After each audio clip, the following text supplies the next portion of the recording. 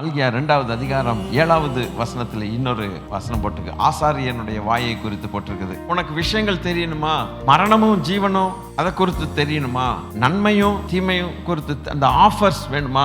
நான் கொடுக்குற ஆஃபர் பத்தி நீ இன்னும் அறிஞ்சுக்கணுமா? உன் நடுவிலேயே நான் ஆசாரியனை வச்சிருக்கேன், வாயை திறந்து அவன் சொல்லுவான். அந்த அளவுக்கு வசனத்தை உன் பக்கத்துல கொண்டு வந்துட்டேன். நீ வானத்துக்கு ஏறாத, உன்னால ஏற முடியாது. நீ சமுத்திரம் கப்பல்லாம் போய் தேடி நின்று வந்தா தான் உனக்கு கிடைக்கும்னா நிச்சயமா நீ ஓடி போயிடுவ. உன்னால அது முடியாது. கேள்வி கேட்ப, எங்களால முடியல. சரி, நடமாடிட்டு இருக்கிற அங்கங்க போயிடல, அது நடுவில் அந்த ஆசாரியர்களை நான் நடமாட, உன் மக்கள் நடமாட வைக்கிறேன். உனக்கு சந்தேகம் வருதா?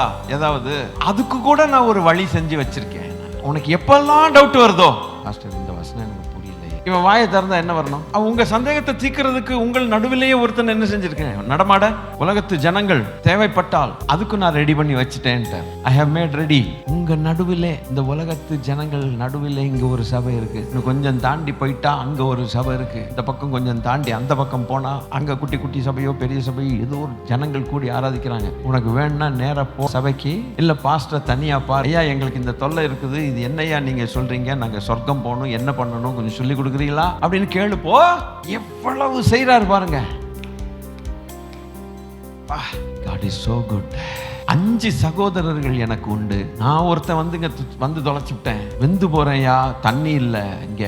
அவங்க வராம இருக்கிறதுக்கு கொஞ்சம் அந்த லாசருவை அனுப்பி அவங்கள்ட்ட கொஞ்சம் சொல்லுங்களேன், அவனுக்கு இந்த பக்கம் என் சகோதரர்கள் வந்துடக்கூடாது, உன் சகோதரர்கள் வரக்கூடாது. ஆனா உன் வாசல்ல இருந்துட்டு புண்ணும் பருக்களுமா இருந்து, ரணமா இருந்து, ஃபீவர் வந்துச்சா, டெங்கு வந்துச்சா, காய்ச்சல் எவன் வந்துச்சுன்னு தெரியாதபடிக்கு அவன் ஒருத்தன் பிச்சைக்காரனுக்கு 2 இட்லி கூட உனக்கு போட முடியாத பெரிய பணக்காரன். அவன் நரகத்துக்கு போகணும்னு நீ ஆசைப்படுற. அவன் என்னைக்காவது பரலோகம் வரணும்ட்டு நீ ஆசைப்பட்டியா? நீயே போகிறதுக்கு உனக்கு கண்ணு திறக்கலையே. ஆனா அங்க போனதுக்கு அப்புறம் இவன் என்ன சொல்றான்னா, 5 சகோதரர்கள் எவ்வளவு சுயநலவாதிகள் பத்தியல. மற்றவங்க பாரம் சொன்னா கூட அதை நான் அப்படி ஒதுக்கிட்டு என் பாரத்தை நான் எடுக்கிறேன்னா செல்ஃப் மாதிரி தானே இது. அப்ப அந்த வார்த்தையை பயன்படுத்தலாமா?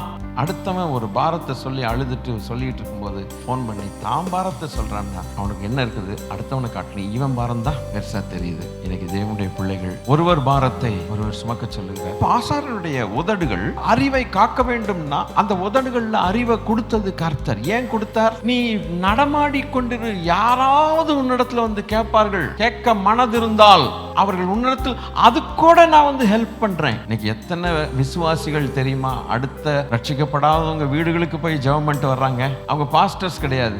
நான் ஜெபிக்கிறேன்க்கா, இயேசு உங்களுக்கு நல்லது செய்வார்க்கா அப்படின்னு சொல்லிட்டு அவங்க வீடுகளில் புகுந்து ஒரு சின்ன ஜெபம் பண்ணிட்டு வர்றாங்க. அவங்க சுகமாயிடுறாங்க. ஏன்னா புதிய ஏற்பாட்டின்படி ஒவ்வொருத்தரையும் கர்த்தர் ஆசாரியனாக வச்சிருக்கிறார்.